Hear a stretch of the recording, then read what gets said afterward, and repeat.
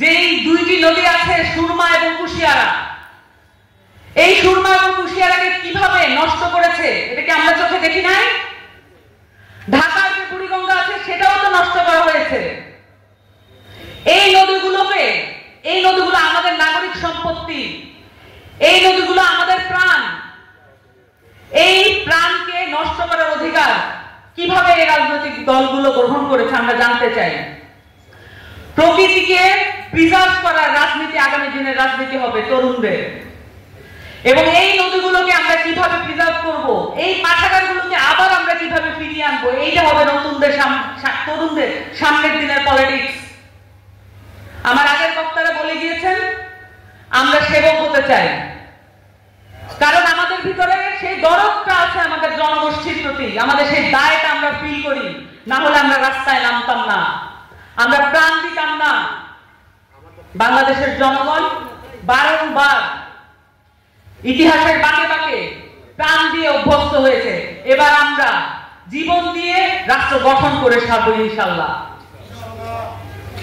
আপনাদের সকলের প্রতি আহ্বান থাকবে, আমাদের যত রকমের প্রতিনিধিরা আছেন সকলকে একসাথে নিয়ে কাজ করার জন্য নিজের মনকে তৈরি করুন।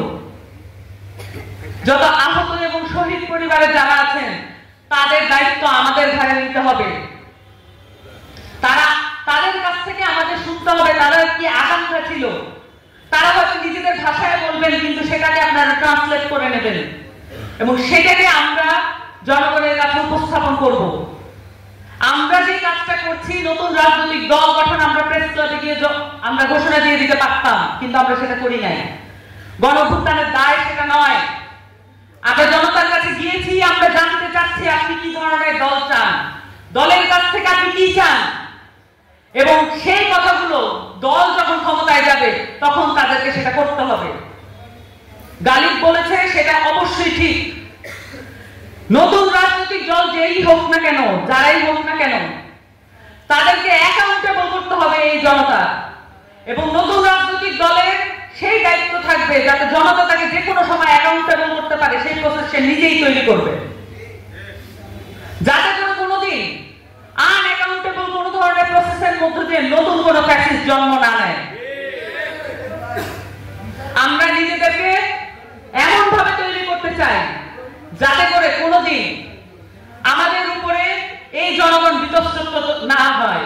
এই কারণে আমাদের অনেক কাজ বাকি, অনেক পথ চলা বাকি, অনেক রাজনৈতিক পরিক্রমা বাকি। আপনাদের সকলকে লম্বা রেসে ঘোরা হতে হবে, এবং যত বিদ্যমান রাজনৈতিক দল আছে সকলকে প্রশ্ন করতে শিখতে হবে, এবং এদেরকে ম্যাচিউর করে এদেরকে পরিণত করার মাধ্যমে আমরা সামনের দিনে নতুন রাজনৈতিক দলের যে পথ সেটাকে সুগম করব। আপনাদের সকলকে সংগ্রামী অভিনন্দন। আপনারা একটি দেশ স্বাধীন করেছেন, কিন্তু আমাদের কাজ শেষ হয় নাই। আমরা সামনের দিনে একসাথে পথ চলবো।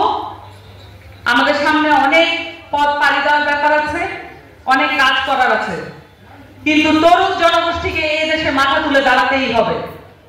আপনারা সেই শপথ গ্রহণ করুন, আমরা সেই শপথ গ্রহণ করছি, এবং আমরা সকলের কাছে সেই দায় দরদের রাজনীতির কথা বলছি। আপনারা একসাথে থাকবেন, আমরা ঐক্যবদ্ধ থাকব, এবং এদেশে আওয়ামী লীগের মতো কোন প্যাসিস্ট যাতে আর ফেরত না আসতে পারে, এ কারণে আওয়ামী লীগকে বিচারের কাঠগড়ায় দাঁড়াতেই হবে।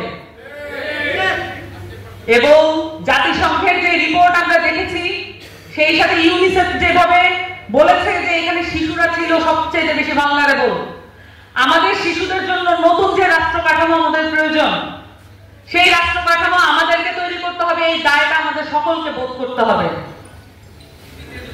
আমরা আমাদের দায় দরদের রাজনীতি আমরা প্রতিষ্ঠা করব, এই প্রতিজ্ঞা ব্যক্ত করে আজকে সিলেট থেকে বিদায় নিচ্ছি, এবং আপনাদেরকে সকলকে সালাম জানাচ্ছি, অভিবাদন জানাচ্ছি।